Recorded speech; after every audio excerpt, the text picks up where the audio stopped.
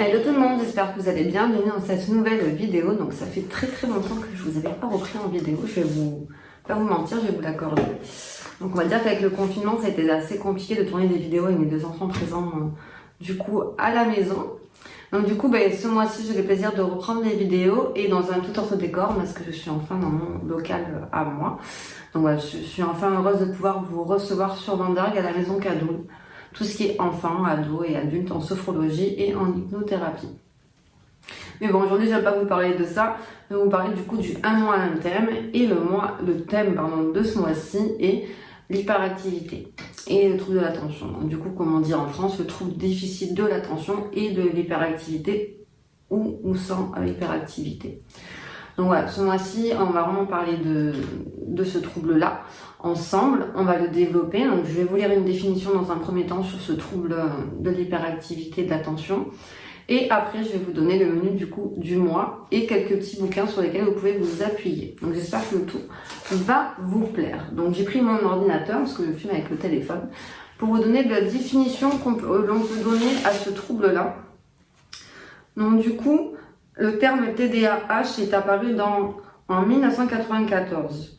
Il s'agit de la traduction française du terme anglais ADHD, Attention Déficit Hyperactivity Disorder. Donc le T signifie le trouble. Donc le TDAH n'est pas une maladie, mais un trouble qui se caractérise par un ensemble de symptômes. Donc plus dans le sens d'un syndrome. Le D et le A, c'est déficit de l'attention. Les difficultés attentionnelles sont les piliers du syndrome du TDAH. Et le H, donc du coup, l'hyperactivité qui désigne le symptôme le plus visible et le plus perturbateur sans pour autant constituer le fondement du diagnostic, auquel on associe l'impulsivité sans la nommer. Il est fréquent de rencontrer le terme trouble déficitaire de l'attention, hyperactivité. Ce terme n'est pas conforme à ce que l'on veut nommer. En effet, le trouble n'est pas déficitaire, c'est l'attention qui l'est. Pour éviter donc toute confusion, il ne faut pas risquer un glissement sémantique. Donc, le TDAH est un trouble neurodéveloppemental dont les symptômes se manifestent durant l'enfance dans 3 dimensions cliniques, l'attention, l'impulsivité, l'hyperactivité. Selon la classification du DSM-5, qui classe les TDAH dans les catégories de troubles neurodéveloppementaux, pour garder le diagnostic, le symptôme doit apparaître comme étant un excès au regard de l'âge chronologique et au niveau du fonctionnement de l'enfant. Donc il faut qu'il soit présent plus de 6 mois et il doit se manifester avant l'âge de 12 ans. Et être constaté dans au moins 2 situations de vie, en famille, dans le cadre scolaire ou durant des activités de loisirs. Le diagnostic selon les critères DSM-5 ne peut être établi chez l'enfant que si le sujet présente 6 critères sur 9 dans la dimension inattention ou 6 ou 9 sur la dimension hyperactivité-impulsivité. Le niveau de manifestation des symptômes doit être inapproprié en regard de l'âge. Donc, moi, c'est vrai que j'ai remarqué que voilà, il faut vraiment que ça remplisse 6 critères sur 9 pour l'un ou l'autre. Moi, par exemple, mon aîné, on avait diagnostiqué en TDA, mais on n'a pas pu poser le diagnostic parce qu'il avait que 5 correspondants sur 9 sur le trouble de l'attention, parce qu'il n'a pas d'hyperactivité par contre. Mais voilà, on l'avait fait poser à l'âge de 4 ans et demi, donc là, on va bientôt recommencer les protocoles, parce que là, par contre, on le ressent beaucoup plus qu'il y a 2 ans en arrière, parce qu'il a plus de choses qui demandent de la concentration, la lecture, l'écriture, les mathématiques. Donc voilà, on dit qu'un enfant le diagnostique à partir de l'âge de 6 ans et je suis d'accord à ce niveau-là. Avant, on ne peut pas avoir assez de recul vu que c'est au CP qu'on demande le plus d'attention contrairement à la maternelle. Donc voilà, donc nous, on va se retrouver tout le long du mois pour travailler sur ce trouble ensemble. Je vais vous donner des astuces de sophrologie que moi j'ai découvert et que j'ai créé aussi. Et je vais vous montrer un petit printable que je vous ai fait pour pouvoir justement travailler l'attention avec votre enfant. Donc dans les prochaines vidéos, on va se retrouver pour des exercices de sophrologie. Donc vous allez avoir au moins 3 à 4 exercices de sophrologie ce mois-ci. Et une vidéo astuce de concentration pour faire les devoirs surtout.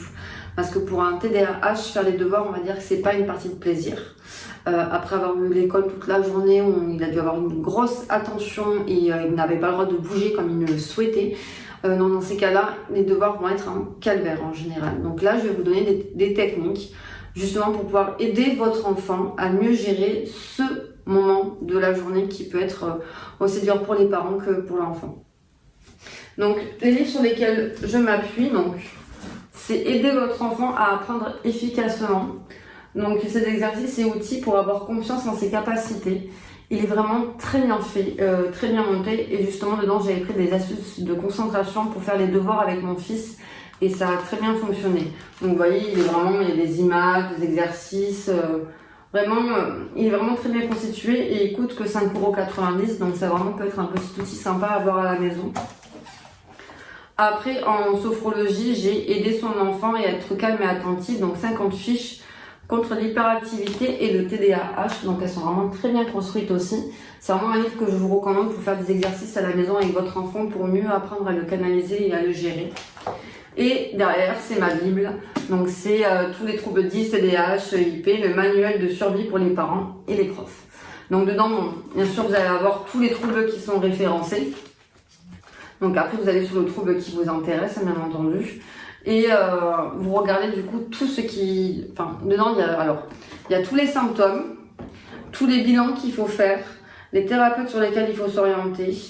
Et dedans, il y a des petites histoires, justement, des petits jeux où on peut vous donner des petites astuces pour vraiment gérer ce trouble-là.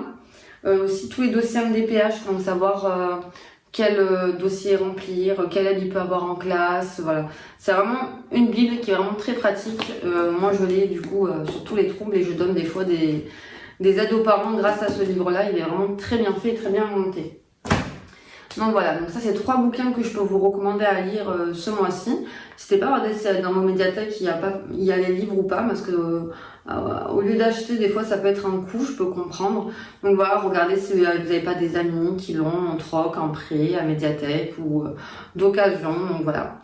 Et on se retrouve tous ce mois-ci du coup pour faire des exercices de sophrologie, pour vraiment aider vos enfants, et vous pouvez les faire avec eux pour vraiment vous canaliser aussi, parce que en tant que parent, on a souvent la fatigue de nos journées et moins l'énergie pour pouvoir les suivre. Donc voilà, c'est des exercices à faire en famille et je vous souhaite en tout cas une très belle journée et je vous dis à bientôt.